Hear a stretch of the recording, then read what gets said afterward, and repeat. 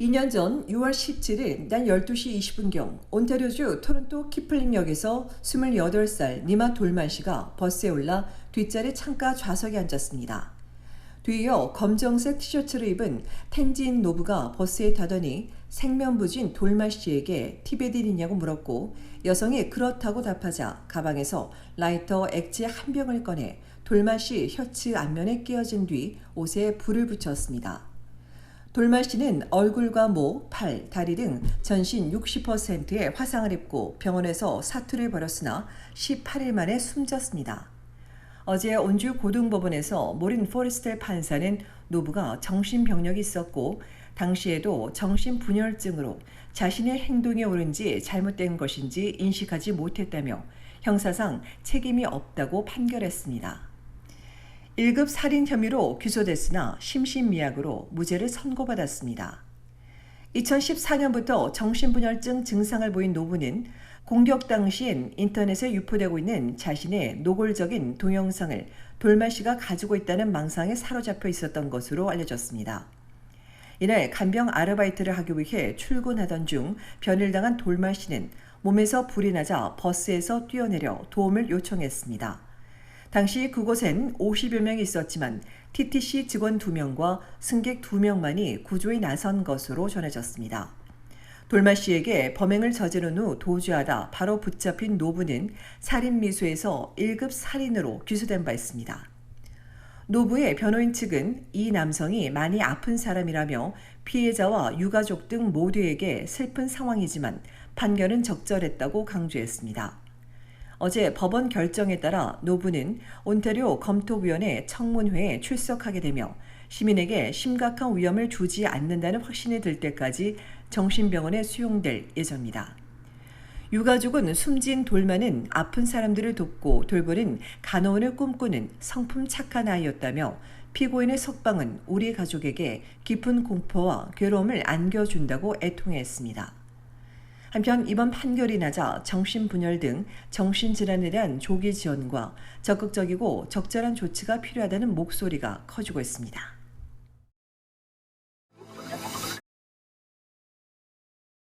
캐나다에 정착한 이민자들이 취업 현장에서 학력이나 경력에 맞는 일자리를 찾아가는 비율이 늘고 있습니다. 연방통계청은 2016년과 2021년 인구 통계 데이터를 비교했습니다.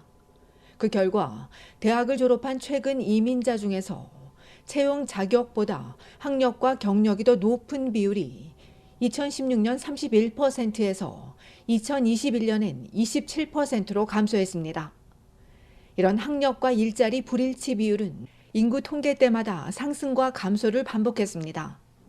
2001년 29%에서 2006년엔 33%로 악화됐으나 2011년엔 다시 28%로 그리고 2016년 31%에서 2021년엔 20년 만에 최저 수준인 27%까지 낮아졌습니다.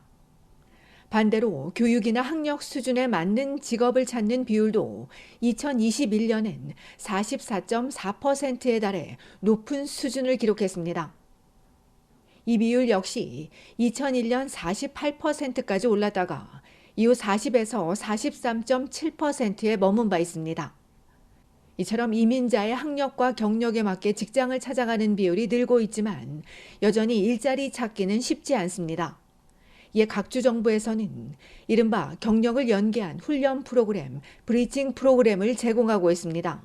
브리징 프로그램은 경력 전환과 구직 지원, 네트워킹 및 연결 구축, 멘토십, 인증 및 시험 준비를 돕고 있습니다. 정부는 물론 고용주와 교육기관, 직업규제기관, 지역사회 등이 함께 참여하는데 다만 모든 업종에 제공되지 않고 주마다 자격이 다르며 또한 일정 수준의 언어 능력 등을 요구할 수 있습니다.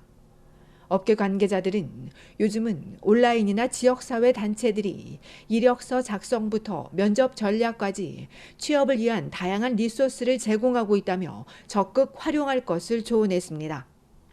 한편 브리징 프로그램으로 온타리오주엔 온주 브리징 트레이닝 프로그램이 있고 브리티시 컬럼비아주엔 웰컴 BC, 기술직을 위한 커리어 패스 등 각 주마다 프로그램을 운영하고 있습니다.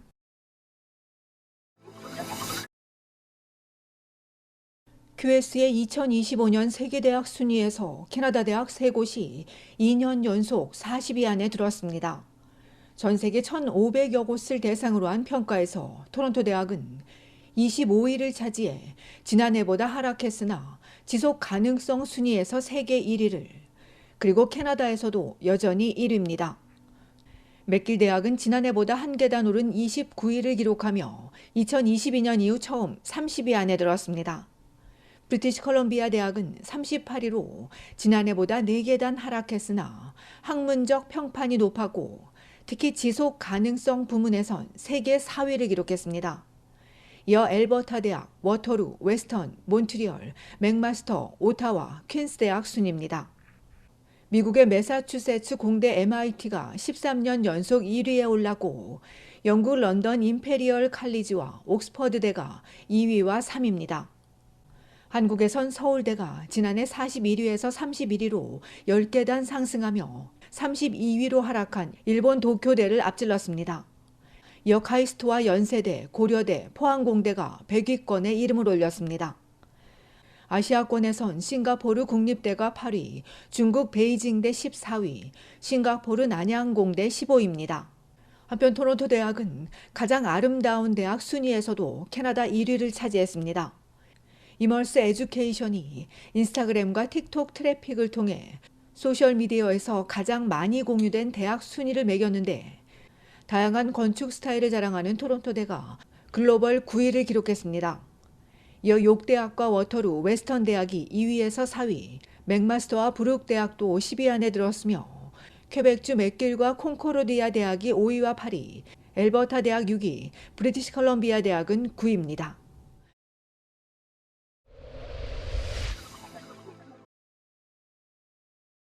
온타리오주 놀수 서쪽에서 집단 패싸움이 벌어져 10대 3명이 중경상을 입었으며 용의자 1명이 체포됐습니다. 어제 오후 3시 30분경 로렌스 애비뉴 웨스트와 제인 스트리트 인근 웨스턴 고등학교 근처에서 30여 명이 몸싸움하며 집단 패싸움을 벌였는데 이 과정에서 가슴을 흉기에 찔린 15세 소년이 병원으로 급히 옮겨져 응급치료 중이며 또 다른 15세와 17세 소년들은 흉기 부상은 아니지만 경상을 입고 치료를 받았습니다. 경찰이 10대로 추정되는 용의자 1명을 붙잡아 사건 경위 등을 조사 중인 가운데 부상자들이 서로 아는 사이인지 이 고등학교 재학생인지는 공개되지 않았으며 토론토 교육청은 이날 패싸움이 방과 후 학교 부지가 아닌 인근에서 발생했다고 강조했습니다.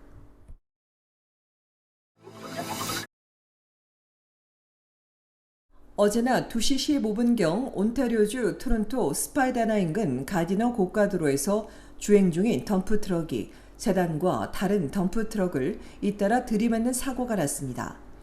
이 사고로 50세 덤프트럭 운전자가 911 구조대의 응급소생술에도 불구하고 그 자리에서 숨졌는데 경찰 조사 결과 주행 중이던 덤프트럭 운전자가 갑자기 닥친 응급 상황에 쓰러지면서 연쇄 추돌 사고가 난 것으로 파악됐습니다.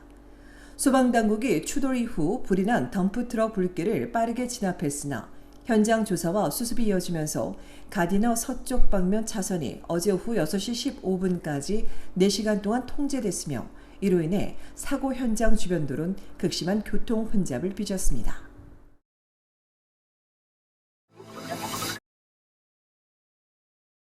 온타리오주 정부가 오는 9월부터 편의점과 주유소에서의 주류 판매를 허용하는 대신 비어스토어의 판매 품목을 확대할 것으로 알려졌습니다.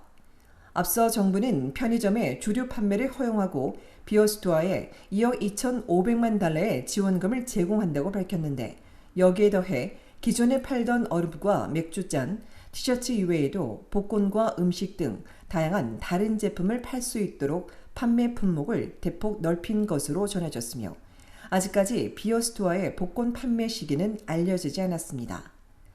담배와 대마초, LCBO 독점 주류는 비어스토어 판매품에서 제외되는 가운데 복권을 포함해 특정 상품의 판매를 금지하는 조항이 규정에 없다는 LCBO 측은 현재로선 추가 상품 판매와 관련해 결정된 것이 없다고 밝혔습니다. 이와 관련해 온주 복권 및 개인 공사 측은 고객에게 더 나은 서비스를 제공하기 위해 각각의 사례별로 유통 채널 확대 기회를 계속 평가하고 있다고 답했습니다.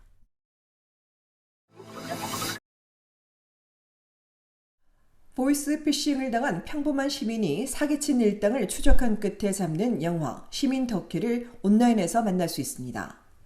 2016년 경기도 화성시 세탁소주인 김성자 씨가 보이스피싱 총책과 조직 전체를 붙잡은 실화를 바탕으로 한 영화 시민 덕키는 배우 라메란이 주연하고 공명이 사기 조직원 재민으로 분했으며 탄탄한 스토리와 개성 강한 배우들의 호연으로 많은 관객들의 큰 호평을 받았습니다. 또 지난 4월엔 이탈리아 우디네에서 열리는 제26회 우디네 극동영화제 경쟁 부문에 초청돼 해외 관객들을 만나기도 했습니다.